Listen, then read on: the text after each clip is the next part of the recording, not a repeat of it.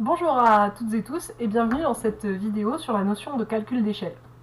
Donc l'objectif de cette vidéo, c'est d'apprendre à effectuer des calculs d'échelle.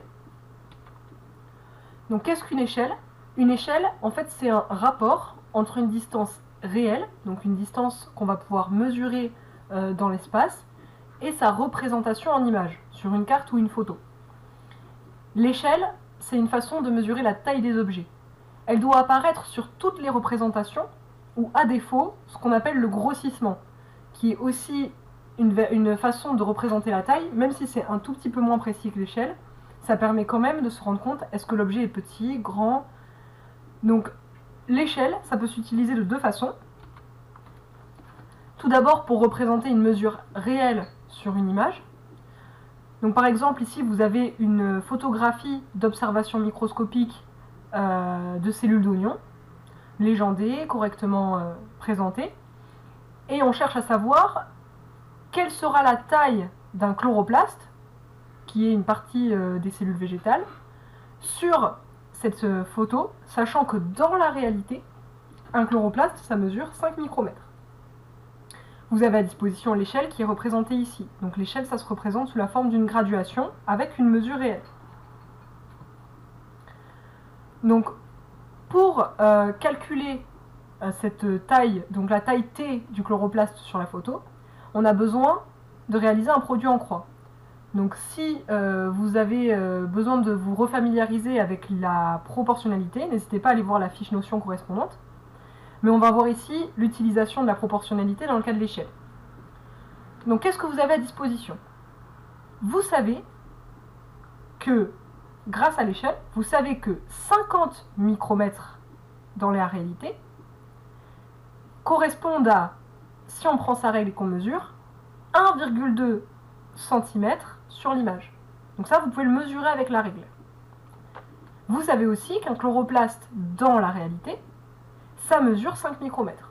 Donc dans cette colonne taille réelle, vous avez à la fois la taille réelle de l'échelle et la taille réelle du chloroplaste. Vous avez la mesure sur l'image de l'échelle, et vous, ce que vous cherchez, c'est la mesure sur l'image du chloroplaste. Et pour ça, il va falloir réaliser un produit en croix. Donc avant de réaliser ce produit en croix, un petit conseil, convertissez toutes les valeurs du produit dans l'unité recherchée. Donc ici c'est le centimètre, on cherche la taille du chloroplaste sur la photo, ce sera quelque chose de l'ordre du centimètre. Donc il faut tout convertir. Une fois que vous serez à l'aise avec les produits en croix et avec les échelles, vous verrez que on peut simplifier cette étape, mais en fait, tant que vous n'êtes pas sûr de maîtriser ça, partez du principe qu'il faut tout convertir dans l'unité que vous souhaitez. Donc ici c'est le centimètre, et ensuite vous réalisez votre produit en croix, à la calculatrice ou de tête si c'est possible. 1,2 fois 5 divisé par 50.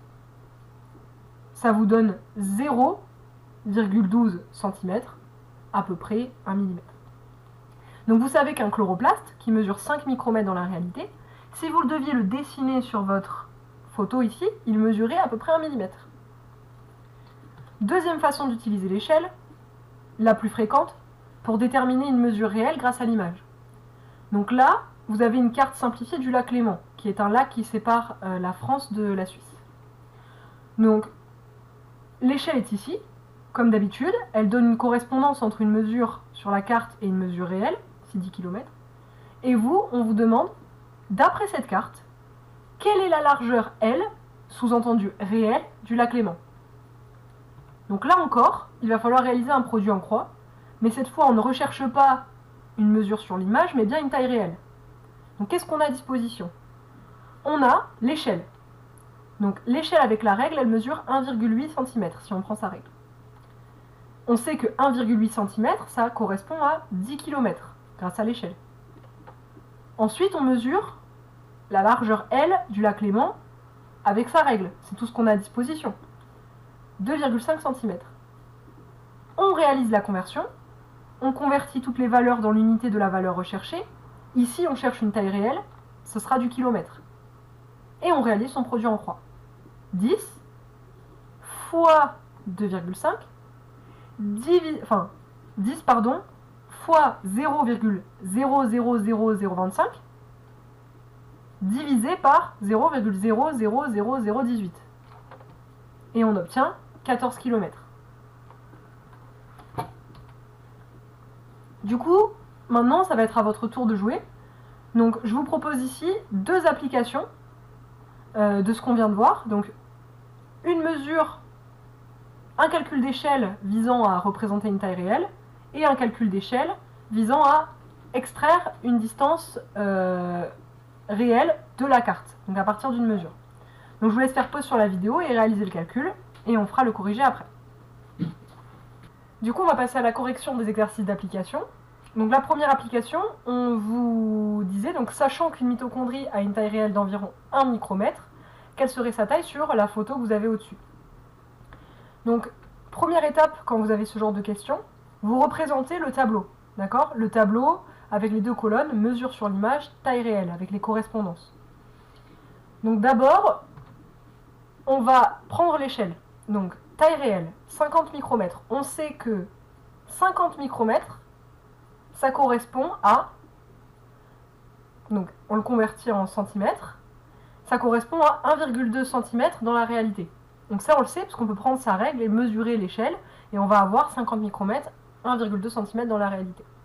Donc ça, on le sait grâce à l'échelle. Ensuite, qu'est-ce qu'on a d'autre comme information? On sait qu'une mitochondrie, elle mesure 1 micromètre. Donc, avant de faire le calcul de produit en croix, parce que la valeur qu'on cherche, c'est bien la mesure sur l'image de la mitochondrie, on procède à toutes les conversions dans l'unité d'arrivée, qui sera ici le centimètre, parce qu'on veut une mesure sur l'image. Donc, c'est pour ça qu'on a procédé aux conversions avant.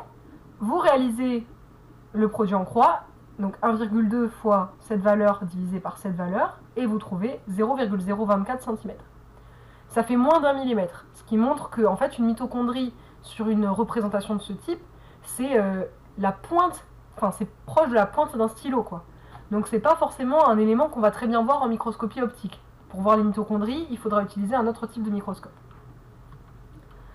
Deuxième exemple, quelle est la distance réelle entre Genève et Montreux? Donc on vous a représenté cette distance sur la carte, et vous avez à disposition l'échelle.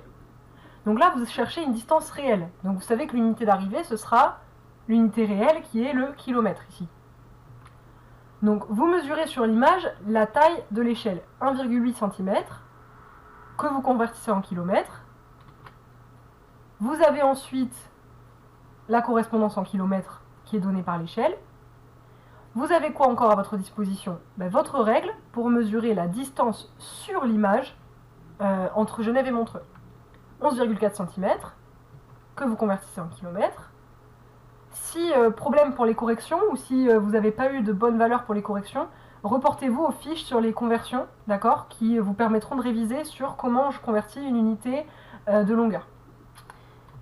Et en faisant le produit en croix, donc cette fois 10 fois cette valeur divisée par cette valeur, on trouve 78 km. Donc pour conclure ce genre d'exercice, il ne suffit pas d'encadrer le résultat, il faut encadrer le résultat que vous trouvez, vous pouvez l'encadrer dans le tableau, ce sera très correct, mais ça peut être pertinent de faire une phrase réponse. Donc une mitochondrie mesurera tant de centimètres sur la photo. Et la distance réelle entre Genève et Montreux est de 78 km. C'est important de donner du sens à vos résultats et de surtout ne pas oublier l'unité. Merci pour votre attention. Patou! Bien joué, meuf. Ah, il a terminé.